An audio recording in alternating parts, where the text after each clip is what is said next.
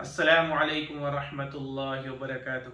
ला इलाहा इल्लल्लाहु वहदहु वस्सलातु वस्सलामु अला मन ला नबिय्य बअदह। मेरे भाइयों और मेरी इस्लामी माएँ और बहनें, मेरे भाइयों, आज आपके सामने एक बहुत ही कीमती वजीफ़ा और बहुत ही कीमती तोहफ़ा लेकर हाजिर हुआ हूँ। मेरे भाइयों, ये एक अमल है जो शेखुल वज़ाइफ हज़रत तारिक महमूद साहब ने किस तरह लिया, कितनी तकालीफें पड़ी, कितनी परेशानियां हुई ये अमल को लेने के लिए। ठीक है मेरे भाइयों, और ये अमल जब मिला है तो किस तरह जिसने दिया, जिस हजरत ने, उन्होंने ये अमल को कितना मर्तबा पढ़वाया और कहाँ तक पढ़वाया। मेरे भाइयों, इंशाल्लाह पूरा सुनोगे तो समझ में आएगा और इंशाल्लाह लास्ट में इसकी क्या बरकत है, क्या फायदे हैं, इंशाल्लाह वो बयान करूंगा। मेरे भाइयों पूरा सुने इंशाल्लाह। ये जो है मेरे भाइयों सूरह फातिहा का अमल है।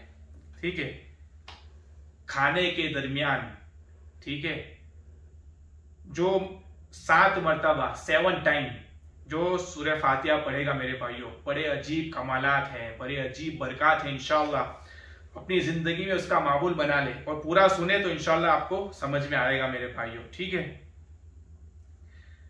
ये हजरत शेखुल वज़ाइफ हजरत हकीम तारिक महमूद साहब की बातें मैं आप लोगों तक पहुंचा रहा हूं मेरे भाइयों।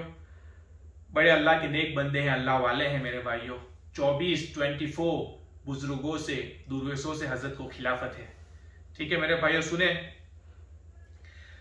शेखुल वज़ाइफ फरमाते हैं, इस अमल को पाने के लिए मुझे कितनी जान मारनी पड़ी, कितनी मेहनतें करनी पड़ी और कितने धक्के खाने पड़े और कहां कहां के सफर करने पड़े। बस एक मर्तबा मैंने इस अमल का कमाल सुना था, इस अमल की तासीर सुनी थी, बस मुझे अंदर से शौक लगा और शुरू से मेरे अंदर एक जज्बा था कि अल्लाह के खजाने से मिल जाए। फिर मैंने ये अमल तलाश किया, पता चला सिंध में फला जगह एक दुर्वेश है, उनके पास ये अमल है और उन्हें इजाजत खास दुर्वेशों से है, उनकी इजाजत होती है तो उसकी तासीर होती है। बस सूरह फातिहा का कोई अमल है, संजरपुर है सादिकाबाद के साथ, वहां मोहम्मद वाला गोट है, सैयद अनीस गिलानी रहमतुल्लाह अलैह उनकी बहुत बड़ी लाइब्रेरी कुतुब खाना है। सख्त गर्मी में उनके यहाँ गया। इस अमल की मैं आज आपको तफसीर बता रहा हूं। मेरा कोई उनसे राफ्ता ताल्लुक नहीं था। एक सफर किया, दूसरा सफर किया, आगे तांगे में बैठा, उनके गांव में गया, उनसे मुलाकात हुई। फला साहब जो है वो आपके जानने वाले हैं, अगर आप फरमाएंगे तो वो मुझे उस अमल की इजाजत दे देंगे। जुमे का दिन था, मुझे याद है, छोटे छोटे प्याज थे, शोरवा था, वो पके हुए आए। मुझे उनके खादिम ने पूछा, आपने तड़ किया है? मुझे समझ ना आया, वहां गुस्ल को तड़ कहते हैं। मैंने कहा जी किया है। कहा कर ले, शाह साहब का हुक्म है। मैंने तड़ गुस्ल कर लिया, खाना खा लिया, लेकिन मेरे अंदर एक ही तरफ थी, एक ही चाहत थी कि वो चीज मुझे मिले। तो मैंने मेरी आमद का तज़किरा किया कि फला दुर्वेश है, आपका राफ्ता है उनसे, आप अगर उनसे फरमा देंगे तो मुझे उसकी इजाजत होगी। याद रखिएगा कि किसी को धक्के खाने के बाद जो चीज मिलती है वो कभी नहीं देगा। शाह साहब ने कहा, हाँ मैं जानता हूं, पर यारा हकीम साहेबा वो बंदा जरा मुमसिक मिजाज है। मुमसिक कहते हैं खुश्क मिजाज को मेरे भाइयों। किसी को नहीं देता, है तो अल्लाह वाला लेकिन बेफैज है तो अल्लाह वाला लेकिन बेफैज है, वो नहीं देगा। हकीम साहब फरमाते, मैं बड़ा परेशान। हकीम साहब ने कहा, आप थोड़ी सी सिफारिश कर ले। तो खत लिखा कि ये एक नौजवान है, इसे बड़ी तलब है, ये मेरे पास आया है, मेरे पास कुछ नहीं है, निस्बते आला रसूल है, मेरे पास कुछ नहीं है, निस्बते आला रसूल है। मेरे भाइयों,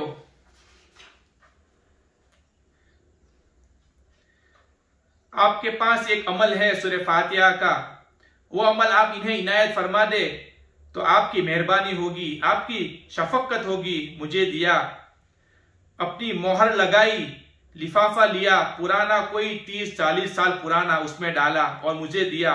वो लिफाफा नहीं था, मेरे लिए पूरी कायनात थी।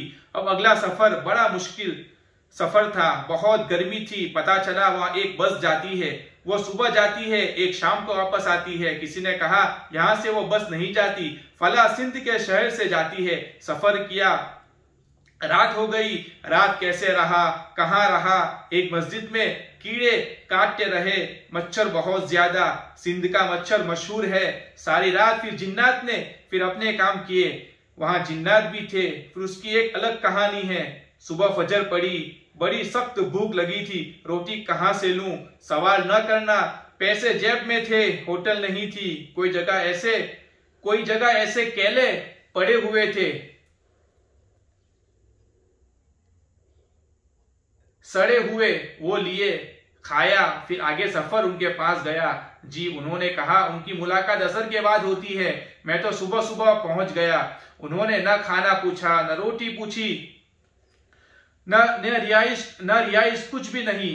ठीक है, एक जगह बाजार गया, टॉफिया ली। मैंने कहा मीठे में शुगर होती है। मैंने कहा चलो कुछ तसल्ली हो जाएगी। कुछ बिस्किट ली, खा ली, पानी लिया, पी लिया। अब असर का इंतजार है। असर में वो तशरीफ लाए मस्जिद में, उनको मैंने खत पकड़वाया। देख के कहने लगे कहाँ से आए हो। मैंने बताया। खत देखा, कहने लगे शाह साहब का शुक्रिया, उन्होंने मुझे इस चीज का मशवरा दिया, लेकिन उनके अल्फाज में हकारत थी। ये मुझे बड़ों से मिली है और हमें किसी अहल को देना है, ना अहल को नहीं देना। और बेटा तुम ना अहल हो, ऐसे कह दिया। मैं तुम्हें नहीं दे सकता। मैंने कहा आप दुआ फरमाएंगे, निगाह फरमाएंगे तो मैं अहल हो जाऊंगा। वो सिंधी में बात कर रहे थे, थोड़ी उर्दू भी मुझे समझ आ रही थी। इससे पहले भी मैं लोगों के जरिए सिफारिश करवा चुका था। डायरेक्ट मैं पहली मर्तबा गया था। वो कहने लगे वो आप हैं कि फला के जरिए। हकीम साहब ने कहा हाँ, मैं आपका खादिम। तो कहने लगे बेटा ये कोई चीज आम नहीं है कि मैं तुझे दे दूं। इसके लिए उम्र चाहिए, कम से कम 70 साल का बंदा हो जो आए, फिर उसने तहज्जुद ना छोड़ी हो, कभी गुनाह ना किया हो, हराम ना खाया हो, नमाज ना छोड़ी हो, माँ बाप की नाफरमानी ना की हो, बदनजरी ना की हो, बदकारी ना की हो, ये चीजें न की हो, और भी शराइत थे, फिर जाके वो अमल में किसी को दे सकता हूँ। हकीम साहब ने कहा आप तवज्जो फरमाएंगे तो अल्लाह मुझे इस काबिल बना देगा। तो कह रहे इस काबिल बन बाबा तो मैं दूंगा। अपनी उम्र देख कल का छोरा तू मेरे पास आया है। उनके लहजे में बहुत ज्यादा डांट थी और नफरत थी, मेरे लिए काबिल एहतराम। अच्छा वो खत अच्छा वो बात कह के वो चले गए। अब मैंने सोचा क्या करूं। मैं वहां बैठा मगरिब तक, कोई किसी ने खाना वगैरह न पूछा। भूख ने सताया, टाफिया बिस्किट कब तक गुजारा करे, भूख भी जवानी की होती है। अब मैंने सोचा वापस चला जाऊं। वहां नमाजियों से पूछा कि मैंने ऐसे यहाँ आया हूं। कहा बाबा तू चला जा, कई बक्के मार के गए, ये किसी को नहीं देते। हकीम साहब ने पूछा कोई बंदा ऐसा हो जिसको दिया हो और मैं वो बंदे से मिलूं। उन्होंने कहा आज तक किसी को नहीं दिया। 2-3 बाबों से पूछा, हम 50 साल से इस मस्जिद के नमाजी हैं, आज तक किसी को नहीं दिया। अब मैं परेशान, जितना उनका इनकार बढ़ता जाए मेरी जुस्तजू बढ़ती जाए। भूख भी थी, खाने को दिल नहीं करता, थकन थी, सोने को दिल नहीं करता था। मोती मिल जाए चला जाऊं। मैंने अल्लाह से अर्ज किया कि अगर ये मोती मिल जाता है तो मैं तेरे बंदों को दूंगा और तेरे बंदों तक पहुंचाऊंगा।